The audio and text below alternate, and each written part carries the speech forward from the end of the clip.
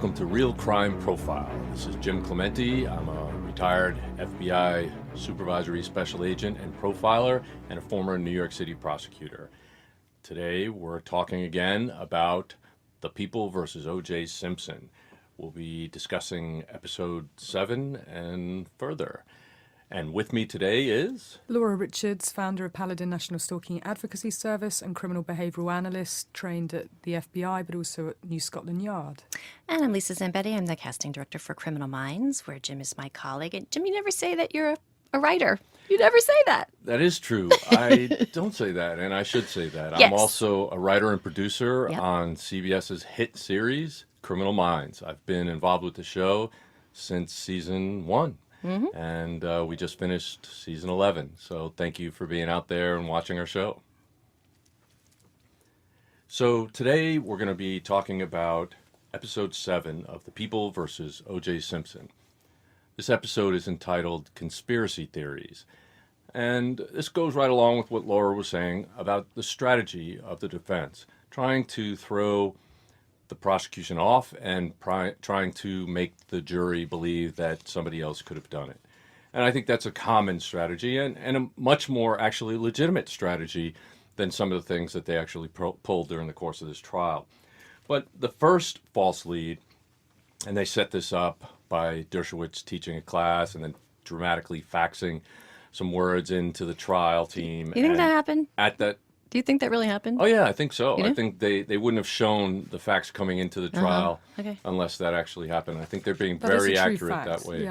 Yeah, so, but I believe it may or may not have been happening during the middle of a class that Dershowitz was teaching, but Dershowitz is a very accomplished professor of law and certainly a well-respected trial attorney as well.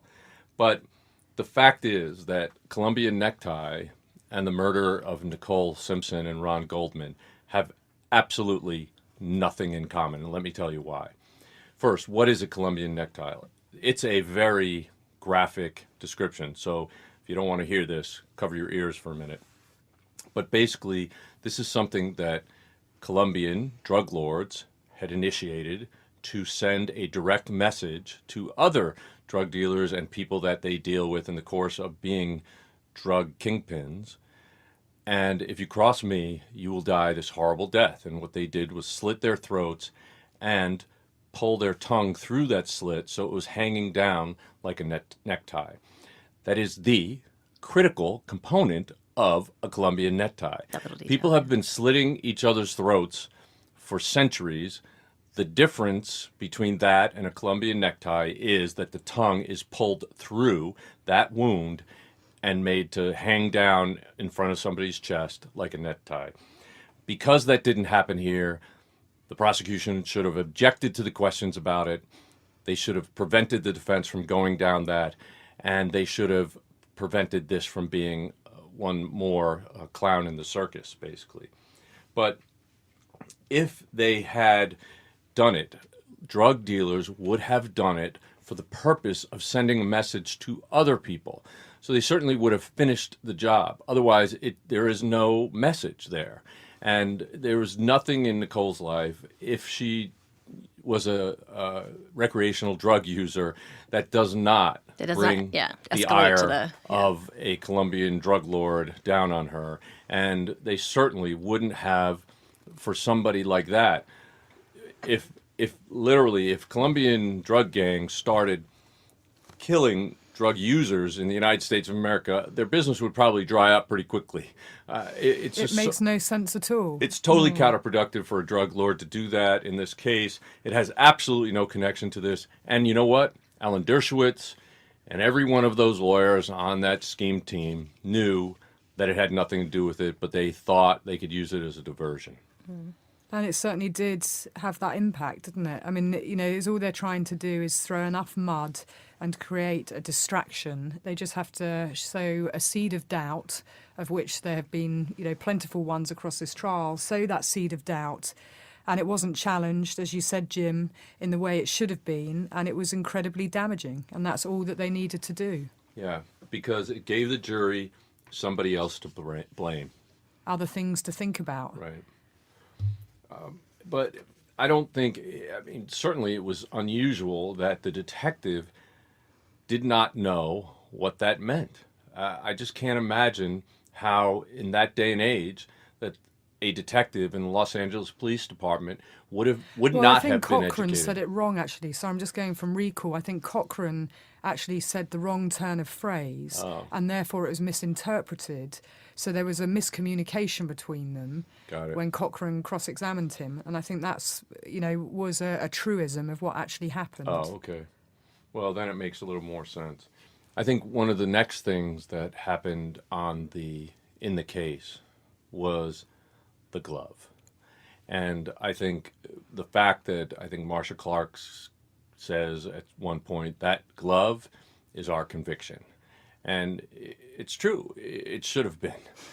Because, again, the point was that there were 4 police officers who had noticed the glove at the Bundy address before Mark Fuhrman had even arrived. Her mistake in this case was that she didn't rely on them. She relied on Mark Fuhrman to put that evidence in because he logged it into evidence. They should have put those police officers on the stand first. Right. They would have had an eyewitness that it was there, that it was one glove, and that they pointed it out to Mark Fuhrman, and all Fuhrman did was collect it and put it into evidence. They still would have had to call Mark Fuhrman in that way, in that case, but he wouldn't have been anywhere near as important because now that was the only evidence that linked him to the glove. But here's what the defense did. And, actually they're allowed to do it. On the one hand, they argued that he planted the glove, and the second hand, they argued that the glove was irrelevant, that it wasn't really part of the crime, that it was something else, and that it had nothing to do with it. So, covering all bases. Yes, they do. But they're allowed to do that. They're allowed to argue inconsistently as evidence comes up.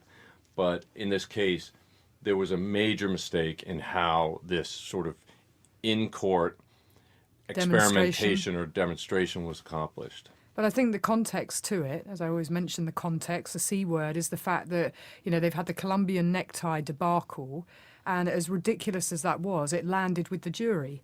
And so, there's this pressure upon the prosecution to now want to kind of correct that, and they want their own, their next big thing that they want to get the jury back on side with. And I think that kind of pressure that it created pushed them into a position where, they were in the corner. And I think that led to some faulty decision-making.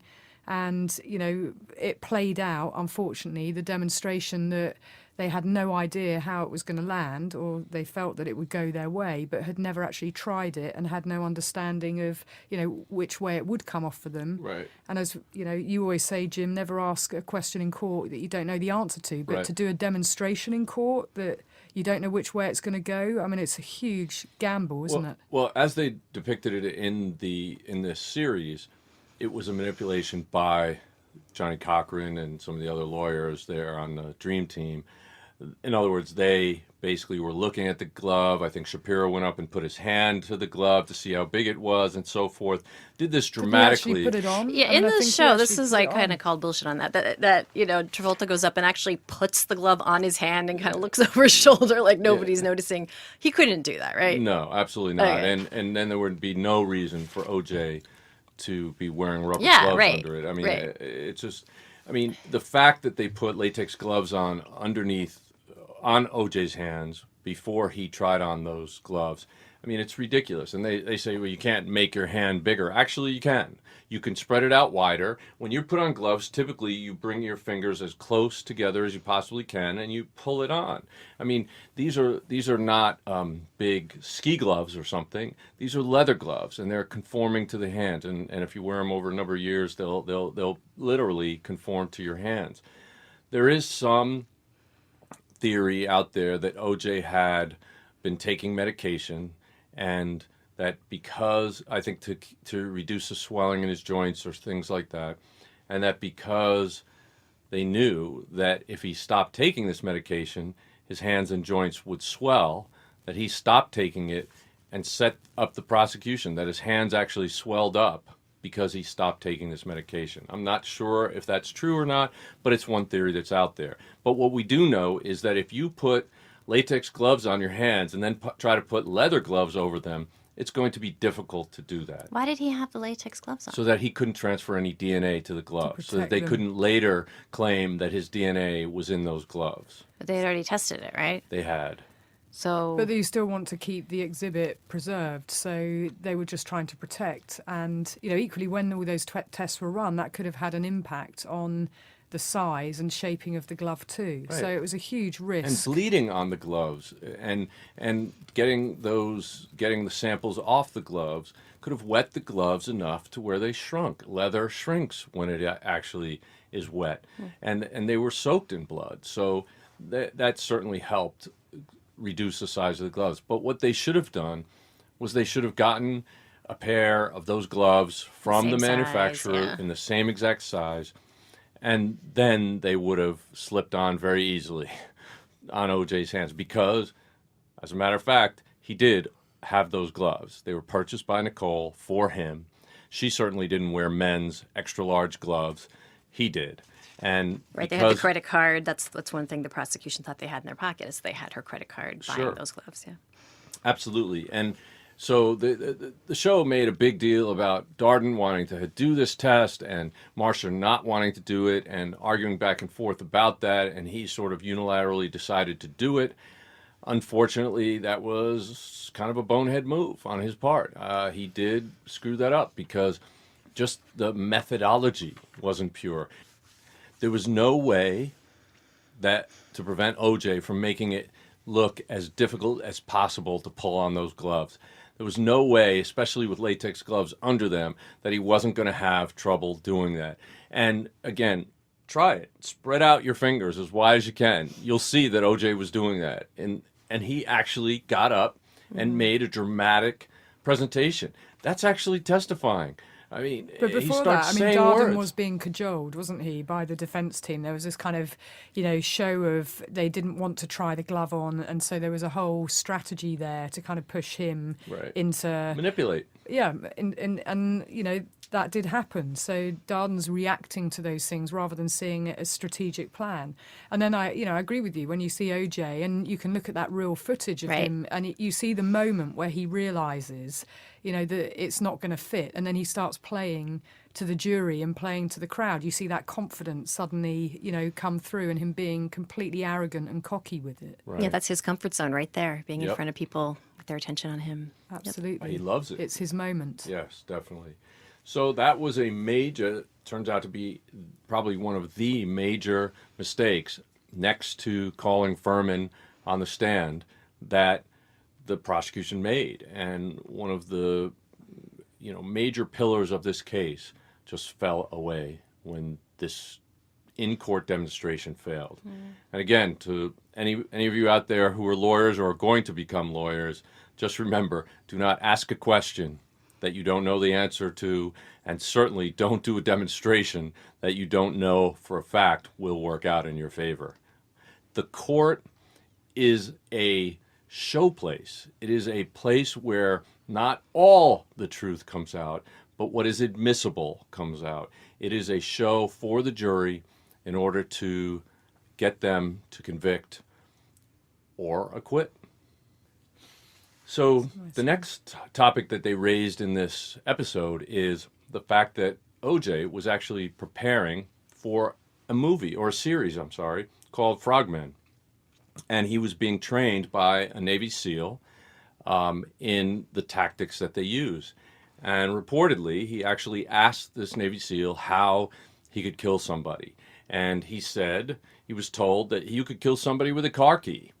And by grabbing them from behind, you first kick the back of their knees to dislodge their lower legs from their knees, and that making them incapable of running away or fighting and kicking you. And then just put one arm across their chest while you hold them there, and then with the other hand just rip a key from side to side across their throat, which would be enough to actually cut their carotid and actually kill them. And so during this conversation, reportedly, OJ said, well, won't I get blood all over me, and won't I get bruises if they fight me? And he was told, if you wear a scuba suit A wetsuit. or wetsuit, a 7 milliliter wetsuit, that they will not be able to bruise you. You'll be able to just take that off and you won't have blood on your body. Of course, the one place that would be left unprotected by a wetsuit would be your socks and shoes, right? And what was found in OJ's house on his floor of his room? But blood-soaked socks. So that is consistent. No other clothing was found in his house. That is consistent with somebody who maybe was wearing a wetsuit. And when their house guest, their goofy house guest, Kato Kalin, testified that he was helping OJ get into the limo when he was getting ready to go to the airport, he reached for OJ's bag, and OJ said, "Don't touch that one." There was a little duffel bag, carry-on type duffel bag, that OJ apparently didn't want him to touch. That was never seen again. That was not brought back by OJ from his Chicago trip. Now, on top of that, they talked about the fact that OJ gave a garment bag to his friend Robert Kardashian. And Robert walked out of the crime scene with that garment bag. He said it was suits for OJ to change into. He wanted Robert to keep that for him so that he could change into his suits, and Robert left the house with that. They made a big deal out of what that really meant. And of course, we don't know, because we were not in the Kardashians' home when Robert Kardashian opened that, but dramatically they portray it as not having had any evidence of the crime in there, like the weapon or the clothes that the killer used. But of course, we'll never know, because certainly Kardashian, if he had found incriminating evidence in that bag, would be under attorney-client privilege not to divulge it. And this is one of the aspects of the case that you need to not take seriously, because it is fiction. The only thing that ties the writers of this show to reality is the transcripts and the videos of the trial. If it wasn't on videotape, if it wasn't transcribed verbatim at the time, you can't take it as true. Hello, it's Jim Clemente and Francie Hakes with a special message about a new show that I'm hosting on Wondery called Locked Up Abroad. In each episode, people tell their harrowing stories of being convicted of crimes and jailed in foreign lands, or kidnapped and held hostage in war-torn countries. These are definitely worst-case scenarios. They're truly frightening situations. Yes, no best cases here. But it is fascinating to hear how they manage to survive these ordeals. In the first episode, Midnight Express, Billy Hayes tells us about being imprisoned in Turkey for smuggling hashish. Oliver Stone even made a movie about it. But that was the movie. This is the real story. I even had the chance to interview Billy Hayes recently, and he told me the whole story behind the story of how he escaped a Turkish prison. He even told me that he went back to Turkey years later. You have to hear his story to believe it. And now, in his own words, here is Billy Hayes. I agree with that, but I also think that this is some of the side of Robert Kardashian that we start to understand that he has doubts. And, you know, I do think if we take into account his interview, I think it was with Barbara Walters, that, you know, he did have a genuine concern. And maybe it came from this bag. Of course, we don't know, but it seems to be through DNA and through lots of things, lots of, I guess, disparate bits of information that he starts to wonder about his friend OJ and whether, you know, he is in fact telling the truth. And I think there's lots more to come throughout the show where we see him joining the dots, as it were. Yes, I think that's very true. One of the things that I think has been brought out pretty well in this series and will continue to be brought out is the fact that he has some real conflict. I believe he actually did like and love Nicole Simpson. I think he was a true friend to her. She had been a true friend to him and his entire family. And I think that he, though he was friends with OJ for 20 years, had serious doubts about whether OJ was innocent, and in fact we'll see as the time goes on what his reactions are and things that he said and did over the course of that trial that make us believe that he truly thought O.J. had killed Nicole. I think the other interesting thing just with episode 7, and we touched on it before, is just about Johnnie Cochran's very concerning double life and history of domestic violence. And his ex-wife Barbara, mistress, did talk to the media about his previous history of both physical and verbal abuse, which was true, and it was a matter of court record. And, of course, this is something that really angers Johnnie, that it's being exposed. And we talked about his reaction, that when the media questioned him at court, he turns around and says, "I'm not here to talk about old gossip. You should be ashamed of yourselves. 2 people have been murdered. Now excuse me," and walk straight through them. And I think that's a very interesting reaction, where he's used to being sort of the ringmaster, and here he's put on the spot, but he can turn it round very quickly, which I've seen a lot of perpetrators do in my time. And certainly with Barbara, who wrote a book, Life After Johnnie, she says that O.J. and Johnnie really mirror each other in their behaviour and demonstrate a complete disdain for women. And she said that they would both try and co-opt people and be abusive if they didn't get their own way. So this whole kind of Jekyll and Hyde persona that we talk about, and behind closed doors. And, here's Johnnie Cochran, the Jekyll and Hyde character, which we see him grandstanding, we see him turning it on. And I can only imagine what he's like when he turns it off and when people displease him.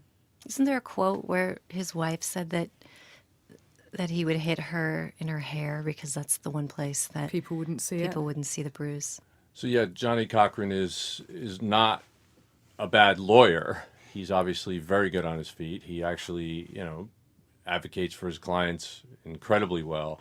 But in my mind, he takes it too far. And when that same kind of scrutiny came at him that was going at other people involved in the case, he was outraged and rebuffed it, and they listened to him for some reason. I just don't get it. Well, he was indignant enough to, have a Teflon effect, as I call it. Yeah. Nothing stuck, which is just incredible. But he's the ringmaster of the media and, very adept at it through years of practice. And here you see the master at work. Yeah. So the last thing I want to say about episode 7, the conspiracy theories, is that, in fact, there was no evidence collected at the crime scene that pointed to any other offender other than O.J. Simpson. And I know we talked about this earlier in an earlier podcast, but O.J. Simpson, at the time they were investigating the crime scene and collecting the samples, O.J. Simpson was in Chicago, and they did not have a vial of his blood to be spread around at to be spreading around at Bundy on the crime scene. So it's not possible at that point for anybody to have sort of spiked the scene with O.J.'s blood. Or hair, or hat, or glove. And maybe that was the, short-sightedness in some senses of the prosecution's case. Maybe it should have been as a domestic violence homicide, and to build the circumstantial and forensic case that it couldn't have been anybody other than O.J. Simpson. Mm-hmm. And certainly in some of the cases that I've been involved in the UK, some of the lawyers and top prosecution lawyers have actually used that particular strategy without any sense of forensic evidence, all circumstantial, but building it layer upon layer upon layer to show that it is just not possible for it to be anybody other. Right. And I just don't know, especially given Marcia Clark's history with prosecuting stalking cases and being fully aware of the fact of Nicole's history of being brutalized by O.J. Simpson. I just don't understand why she didn't build a case like that. Yeah, this particular case, she had 19 convictions leading up to this. What was this case that she lost control of? And she certainly was one of the first people to understand DNA evidence. I think she put it down to in an interview that it was about the fact that celebrity status and the race card. And she did have a clear strategy. And I think, we talked about in, I think it was podcast 9, the fact that there was an 85-page that was documented dossier of abuse. And Judge Ito made some very bizarre decisions about what was admissible and what wasn't. Yeah, so there were some things rowing against her, for right. sure. And you're right. I mean, the whole celebrity and just the race card issues that were brought up by the defense, really operated against her. But when you talk about evidence, for example, the letters that Nicole wrote and the diary that she kept, to call that hearsay with respect to the prosecution wanting to bring in that evidence, but then the defendant is able to bring in a letter which is basically positive, where Nicole's trying to kind of make up with OJ and get back together and taking on a lot of the blame herself in a way that we recognize as her being further victimized. But to say that that is not hearsay and admit that, I just don't understand that legal concept. I mean, it's not the kind of hearsay that I have learned in my experience in law school and as a prosecutor. If it is hearsay, it should be not admitted for either side. Right. But the fact is that it shows a pattern of behavior, and you could actually put it in not for the truth of the matter stated therein, but to prove her state of mind. And I think that is an important component, and Ito should have allowed it in for that limited purpose. Absolutely, and we did discuss it before, and I was interested in your opinion on that, Jim, of how it can work in one way but not in another. And certainly, why wasn't a domestic violence expert called for the prosecution case? We talked about Lenore Walker being called for the defence, but why wasn't there, the advocate who worked with Nicole giving evidence to talk about Nicole's state of mind and risk assessment and that very context of domestic abuse and the fact that this could not be anybody else other than O.J. Simpson? Yeah, perhaps it was because they thought that the counselor, Nicole's counselor, couldn't actually make statements that Nicole made to her in court because that would be hearsay. But what they missed was an opportunity to call an education witness. I've testified dozens of times as an expert witness in local, state, and federal trials. And most of the time I'll testify as an education expert. In other words, I won't study the facts of those particular cases. I will give them a lecture just like I am teaching law enforcement or prosecutors or defense attorneys or professionals in the fields. So I will just educate the jury so that then the jury can look at the evidence with educated eyes and hear the evidence with educated ears so that they actually understand the behavioral patterns of victims, the behavioral patterns of offenders. I think they missed an opportunity. If they had just called an educational witness, I think that testimony would have come in, and I think it would have helped at least give the jury an opportunity to, if they wanted to actually consider the evidence, to consider it the pattern of behavior that led up to her murder as being very instructive on who did it. Absolutely. I ask prosecutors this all the time back at home because we seem to struggle with even now calling experts who are not there to give, as you say, technical expert witness on a particular case, but to educate and to give that context and understanding. And I really feel that experts in domestic violence, in stalking, in so-called honour-based abuse should be called more so that people do understand the lens of the detail of what's going on in terms of these sorts of dynamics. And when I say these sorts of dynamics, I'm talking about abuse, because unless it touches you or your family, and we know how prevalent it is, and people don't really understand it and people judge it from afar. And sadly, it's only when you experience it firsthand through yourself or through a loved one that you just realise, how and why the trickiness and complexity of why someone stays, because they're trying to manage the risk, and then they're trying to appease a perpetrator, and they fear that if they do leave, that the inevitable may well happen, which is exactly where we and what we understand from Nicole and her diary entries and the letters and the 911 calls and all the overwhelming and compelling evidence that tells us that. And those are exactly the set of circumstances for which expert witnesses are called to clear up these things, to explain behavior that is not logical, to explain behavior that seems contradictory, because they should know, the jury should know, whoever the trier of fact is, should know that in certain circumstances, people typically behave in a particular way that is not what in the normal ken of what the jurors would know about. And because there are a whole bunch of different types of situations like that, like, for example, drug transactions, child sexual victimization, and domestic violence. Those are all areas in which victims can act in ways that people would not have thought possible. So should we turn to the jury now? Sure. The jury, episode 8. This was an interesting episode.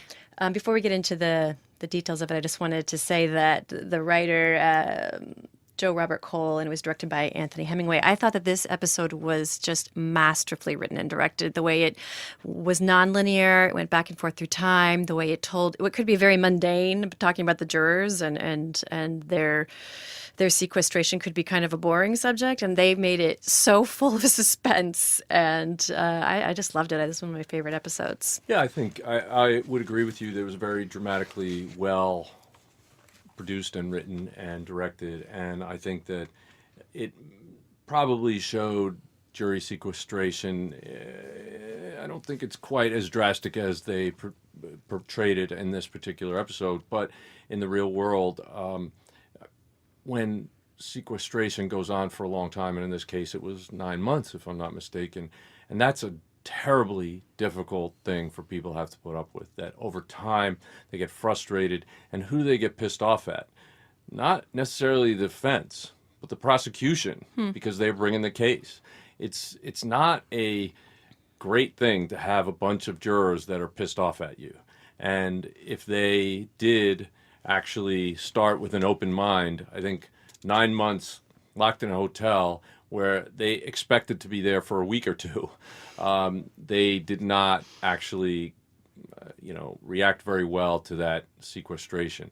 The fact is that when you sequester a jury, you're trying to protect the integrity of the jury, and this brings in an incredibly, I think, momentous aspect of our judicial system and our justice system. It's just the whole jury system. The fact is that we allow people who are our peers to actually make the final determination. Not experts in a field, not lawyers who know the law, but actually people from every walk of life to actually make a decision about, in some cases, life or death. That's a pretty weighty decision to have to make if you take it seriously. But if you say, I'm going to lock you in a room, I'm not going to allow you to have access to the things you do every day, I'm not going to allow you to have access every day to your family or to the reading material you used to like or the news that you listen to, I'm really trying to keep you, deaf, dumb, and blind, basically. That's a really onerous thing to put on somebody. And talk about the psychology of that, Laura. What goes on when somebody's locked away for all that time? Yeah, well, I think what they did portray well was, they're all going to this very fancy hotel, and so that kind of excitement that they're staying in this amazing place, and then gradually it starts to sink in that actually, they're not going to be able to access any TVs, they're not going to be able to read magazines, they're not going to be able to go to the gym, they're not going to be able to do just the day-to-day things that make being in a nice fancy schmancy hotel fun. And that reality, of a random group of strangers put together with very strict instructions and directions of what they can and cannot do, creates this real pressure vacuum. And, certainly even when they're trying to decide which TV shows that they can watch, and how it all plays out, and even the race card gets played again within their dynamics too. Yeah, I thought that was fascinating to see the different cliques come together, and I just wonder how true that is. I haven't read anything that the jurors have written. I'm sure that they have written a lot since then, but I just wonder how faithful that is. Well, there was the division, from what I've read, about certainly the TV shows and certainly spending time at different stores, and that tension was building.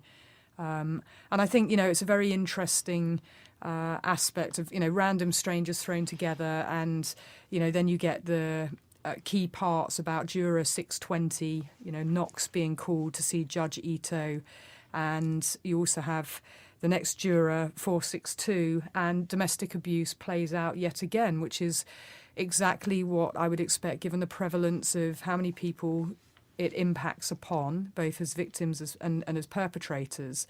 And I thought they were very interesting exchanges within the judge's chamber, particularly with Marsha and Cochran, going head to head again, or Johnny, as I should say, going head to head. And, Marsha saying, well, no doubt you and your client would feel sympathy to Juror 620 Knox, who, when he's questioned about the fact that he actually kidnapped his ex-partner, of which he describes it as, oh, no, I just had her in the car and we were just driving around the block. Total minimisation, not taking responsibility. And I think they characterise that very well, and saying that Johnny and OJ would no doubt be sympathetic to him. And Marsha makes a very clear point of saying, yet again, Johnny, you're trying to put domestic violence in the rear-view mirror. And that's exactly the essence of what the whole trial is about. But here we have it impacting on jurors, and I kind of like the play out of the music. Another one bites the dust. I thought it was a very clever kind of concept as you're seeing, jurors come and go and new people come into the frame. Right, and the significance of the first two jurors that are dismissed are African American, and so would that be that the rest of the jury wouldn't be told why they were correct? Ejected. They're just told they're dismissed. And so it could easily have looked, that must have looked really bad. Yeah, worse and worse and worse as time went on. And I think that there are certain aspects of the jury system that are really kind of ridiculous, especially when, you're putting on evidence, very complicated scientific evidence, very complicated behavioral evidence. It's just, to me, sometimes, especially when you have a murder trial or a trial where the defendant could be put to death, to put that decision in the hands of people who have absolutely no education, training, or experience in a particular field. I don't know. I just don't know how we do that. How we do that and still actually attain justice. It really raises questions for me, because I think a lot of times people make decisions in juries a lot of the same way that they make decisions in elections. I mean, a lot of times they go into a booth, they know who the president is, who's running for president, that they want to pick for president, but there's all these other people, and they literally randomly just go down, oh, I think that guy sounds nice, or this woman sounds nice, or that name, I think I've heard that before, and they vote that way. And I think a lot of times jurors vote that way based on emotions, on what other people in the jury room are saying to them, that they don't actually understand the evidence that's presented to them. Well, then that's the prosecution and the defense's job, to make them understand. And you shouldn't have to go to FBI school to be able to tell what the evidence is all about and what it's not about. Here's the problem with that. People take 20, 30, 40 years to gain the expertise to actually do the tests. You can't teach that to somebody on a jury in testimony that takes place over an hour or a day, even a week. You can't expect somebody who doesn't have a PhD in mathematics to understand what saying 1 in 179 million, the chances of this being somebody other than OJ. They don't really understand the concept. Yeah, it's a big number, but there's 7 billion people on the planet. But there's a way to explain it, surely. There is a way to explain so it does hit home, and that's... Well, that you're assuming that, but the fact is that we're talking about incredibly complicated things. I mean, Laura was in school for a long time to learn forensic psychology. I was in school for a long time to learn chemistry and physics and law and mathematics and behavior. And it takes, some of these concepts are not simply boiled down to one or two quippy sentences or some rhyming phrase. If it don't fit, then it quit. Yeah, and I think that's always the problem. Even when people want you to talk in the media, they want the soundbite of, one sentence to describe things that are very complicated and complex. And I think just to put this case back in context, it's really when DNA and forensics just started to kick in. And, it was this particular episode where I think it's Fung, isn't it, who's Mr. Fung, who's giving his testimony on behalf of the prosecution about the forensics. And this is very early days. It's not now we all watch shows like CSI, etc. So everyone's an armchair detective. This at the time, it was very early. I remember in 91, 92, DNA first came in, and lots of people genuinely thought that fingerprints were the way forward. And therefore, most of the prison population wasn't DNA'd at the time because people genuinely felt this thing would, like DNA, would never catch on. Everything is about fingerprints. So, you've got some gaps in forensic databases because of that. And so here's Fung trying to explain something, as Jim said, that's very complicated and complex. And Marsh is trying to get the best out of him to explain it. But he's a scientist. He's not an actor. He's not a lawyer. He is trying to present something in a very simplistic way that he understands on a level that nobody in that jury will ever understand. Not because they're dumb, but because they didn't go through the 15 years of schooling that he went through to get to the place where he is and have the 10 or 15 years of experience actually performing these tests. It's just, they're not simple concepts. They're something that, I'm sure that people might look at casting a show and think, well, they're good actors. All you have to do is say, pick that one or pick that one, but they may not be perfect. There are nuances that that I don't even know, and I've been associated with the show for 11 years now. But you must have levels, right? I do. Your experience. I am absolutely highly qualified to watch that behavior. In fact, we should talk about that sometime. Okay, the way we watch behavior. Anyway, that would be great. Sidebar. So the one in 170 million in this particular episode that Jim mentioned is very significant. Saying that it's one in 170 million. This is OJ, but the whole point is lost. On the jury. And so something, again, that should have been, a home run should have actually just got completely lost in the wake. Right. Well, I think it got lost, at least when what they showed, is because Johnny told a better story. If he had that information, he would have made it clear. If that information benefited him, he would have made sure that they completely understood the significance of that number. Well, it's possible, and I believe that the prosecution simply took the witness that they had, and they didn't go witness shopping. They didn't try to find somebody better. And to tell you the truth, they made a mistake early on when Dr. Lee offered his services to the LAPD and he was rebuffed. He ended up becoming a defense witness. And he is one person who is incredibly intelligent, but knows how to communicate to folksy people in a folksy way. He can actually tell people stories in a way that is mesmerizing, but Fung was not that gifted in terms of communicating to people, but he was gifted in terms of testing. And we could see he didn't have, if we believe the depiction, he didn't have courtcraft either. Correct. Because of what he does when he comes off of the stand. But I think, when he was shaking everybody's hand. Yeah, shook everybody's hands, which, is a true depiction, actually, of what he did do. But I think, going back to the storytelling, I think the defence just did a better cross of him, where they just pulled into question everything that was collected at the crime scene, and therefore they compromised, in many senses, they went back to the contamination, it being compromised and being corrupt, that they couldn't actually believe what was being said because a blanket was used to cover Nicole, and they make a great point that this blanket was from the house, and that could have had OJ's hair, fibres, blood, etc. on it. And they basically call into question that if some DNA is tainted and not trustworthy, then all of it is. So they did a very good job, on the other hand, didn't they, of discrediting Fung. Right. And I think that if he had been more sophisticated in communication skills, he would have seen that coming. He would have not fallen into the traps that the defense set. And I don't think it would have been as effective. The cross-examination would have been as effective. But literally, the fact that you're an accomplished scientist does not make you a good witness on the stand. And I think we saw the same exact thing that John Douglas pointed out to the prosecution in the Wayne Williams trial, the Atlanta child murders trial, that the prosecution was putting in all these scientists who were hitting home runs in terms of science, but they were losing the jury left and right. And I think that was something that the prosecution didn't want to basically see, and they closed their eyes to it, and then it came back to haunt them, and luckily they were still in a position to get John back and help him and have him help them win the jury over. Oh, I want to ask you about the jury revolt. Were they were. Was I it a couldn't revolt quite. or a protest? They all came in and they were all wearing black Yeah, or something. What do you think about that?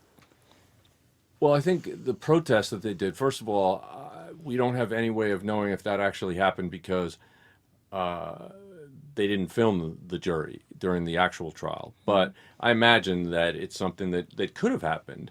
And I think it was something that they, in the end, they were responsible for that whole thing. I think one of the jurors made a comment about some people getting special treatment from the guards, so they switched those guards out and they put in some more militaristic guards who were sticklers for every single point that they had to enforce, and the jury didn't like that. They had gotten accustomed to some special privileges, or at least being treated as human beings, and then they were treated as cattle after that. So I think it's real, it's human. I think it absolutely.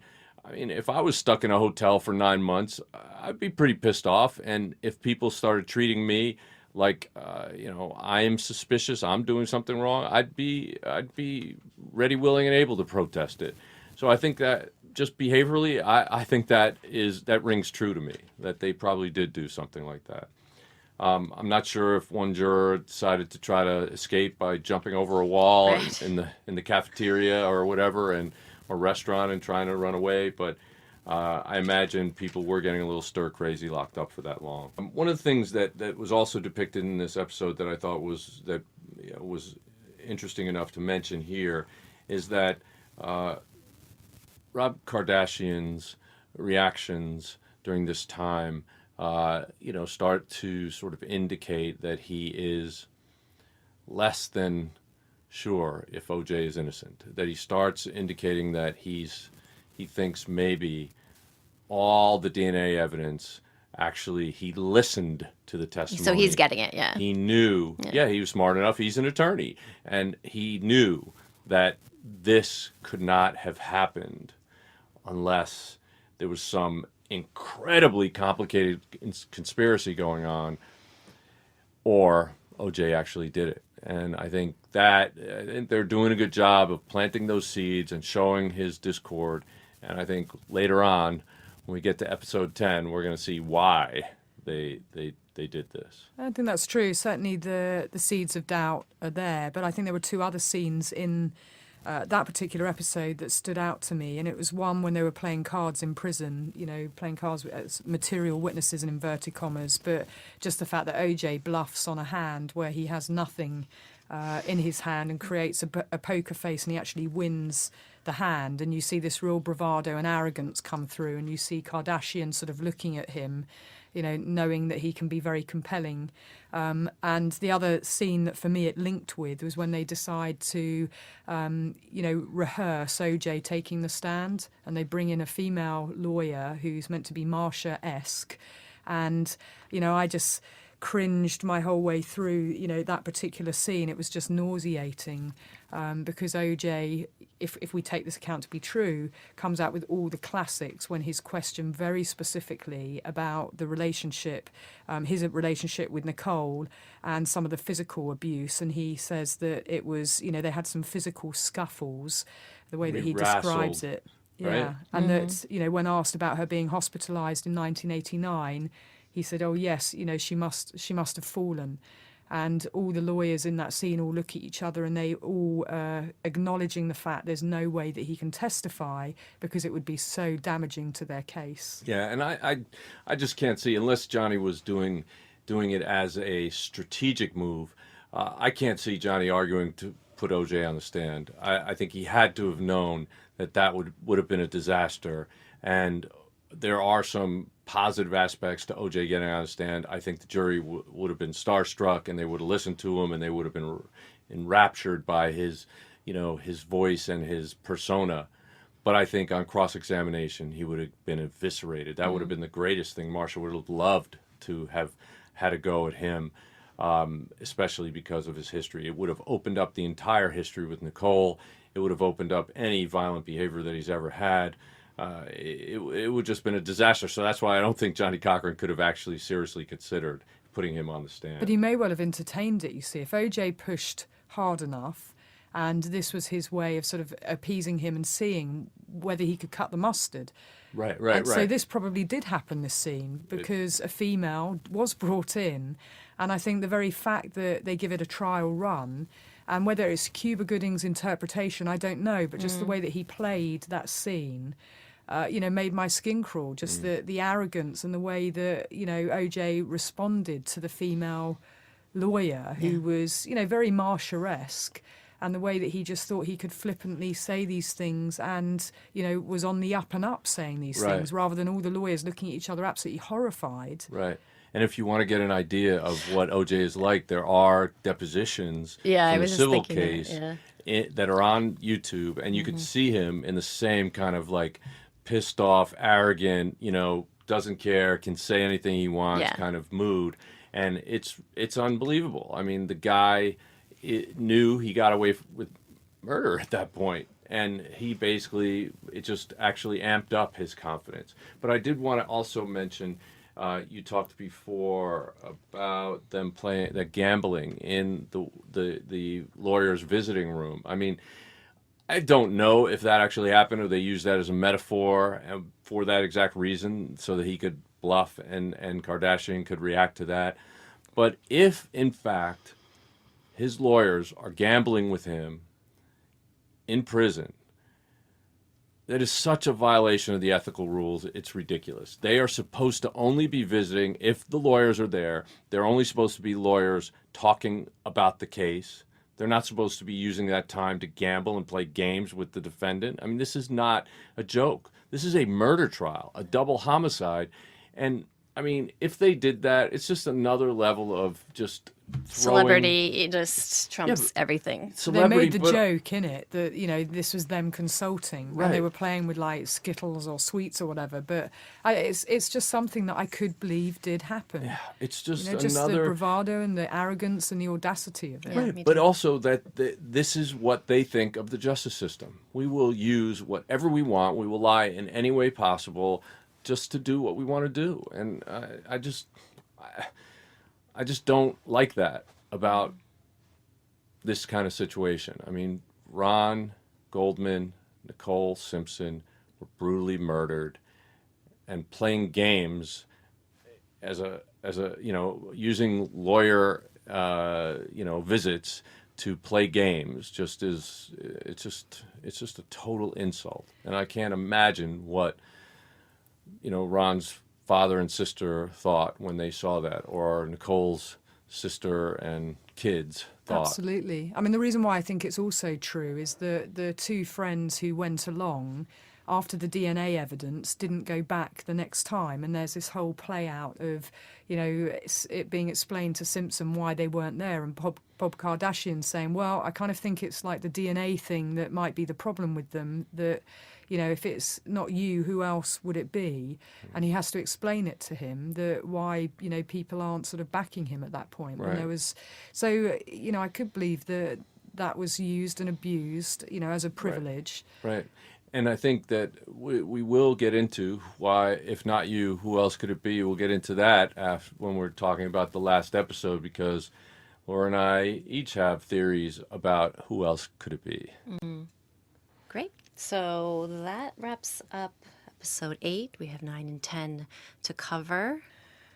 So talking about recommendations for, I'm going to do another show, seeing as I did The Fall and The Killing and Happy Valley, and this is another one that not too many people have heard about, actually. It's called Arne Dahl. So A-R-N-E, and then Dahl is a separate word, D-A-H-L. And again, it's another Scandi Nordic noir, and it's about a group of elite detectives.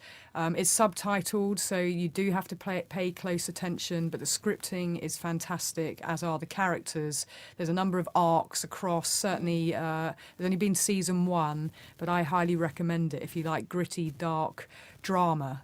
Oh my goodness. Well, if we're talking about gritty, dark drama, I just have to say, I never in a million years thought I would love this series, but Game of Thrones just has me. I mean, first of all, the production value of every episode is outrageous. I mean, it's just amazing. And I mean, it's a movie every time, and it's just wonderful that way. But I also like the intricacies of the drama. They're telling a bunch of different stories at the same time and interweaving them.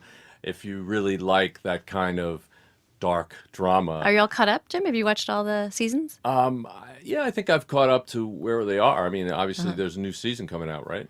Yeah, I never saw the first season. I started watching halfway in, and so I didn't know who anybody was. But yeah. Oh, well, then it's a little difficult. I have also a show to recommend. It's called Fortitude, and you can get this on, if you get Amazon Prime, you can watch this on Amazon Prime. I thought of it because last time Laura recommended The Killing, the Nordic version, not the American version. And the lead American version was good too. It's not as good as the Scandi I version. bet, but I liked it. I'll agree to disagree, Jim. But anyway, so the star of The Killing, the Nordic Killing, is Sophie Grable. And I just realized that she is in a great series called Fortitude, like I just said. It's really cool because it's set in this tiny little town at the edge of the Arctic Circle where nothing bad ever happens and a murder happens and then all hell breaks loose. And Stanley Tucci plays somebody from the Scotland Yard who comes from England to track down the murderer. I have to warn you, it is extremely violent and graphic. It is really not for the faint of heart, but it is a great, twisty, dark mystery, and I think you will like it. At least let me know if you do. So it's Fortitude on Amazon. Isn't it great, though, that you're talking about all these shows now that we would never, in a previous decade, would never have access to? Yeah. We can actually watch things that we choose as opposed to what the channels that we're typically exposed to. It's really an amazing thing, and I love The Fall. I thought that was an amazing job by Gillian Anderson. I mean, we've talked about that before, and I'm really getting hooked on Happy Valley, Yay. and I think this is just great that we get exposed to this, and I hope that the people in the Norway and so forth get to watch Criminal Minds, because that's something that we work really hard on. That's right. Lisa and I and about 298 other people work really hard on, because we really want people to understand what it's like to work to track down serial killers, and we try to use the real cases. We infuse those into these episodes so that people can actually learn from the experiences of other people. And one of the things I love about our podcast, if I can just pat all of us on the shoulder, is I love how it's a nexus between law enforcement, your background with Laura in law enforcement, Jim, and then your connection to me, to entertainment, for lack of a better word, and how it kind of is coming together. And so I love that we can talk about these really serious, heartbreaking, tragic cases, but then also, enjoy the artistry of how those come to life on screen. So I think it's kind of cool. Yeah, definitely. All right. It's wonderful having another episode That's right. of Real Crime Profile. Please come back and listen again. Take care. For advice or support if you're experiencing stalking in the UK, you can contact Paladin National Stalking Advocacy Service on 0207 840 8960 or go on the website www.paladinservice.co.uk. If you're experiencing domestic violence, call the National Domestic Violence Helpline free phone 0800 2000 247. In the US, if you're experiencing domestic abuse and need advice, shelter, safety or counselling, call the Genesis 24-hour hotline 214-946-4357 or go on the website www.genesisshelter.org, or you can call the National Domestic Violence Hotline on 800 799 7233. Real Crime Profile is produced and edited by Paul Francis Sullivan, engineered by Jacob Moose Molin. Music is composed and performed by Simba Sumba. Logo art by Rob Cohen. Real Crime Profile is produced and recorded at Empire Studios LA by XG Productions. Real Crime Profile is distributed by Wondery.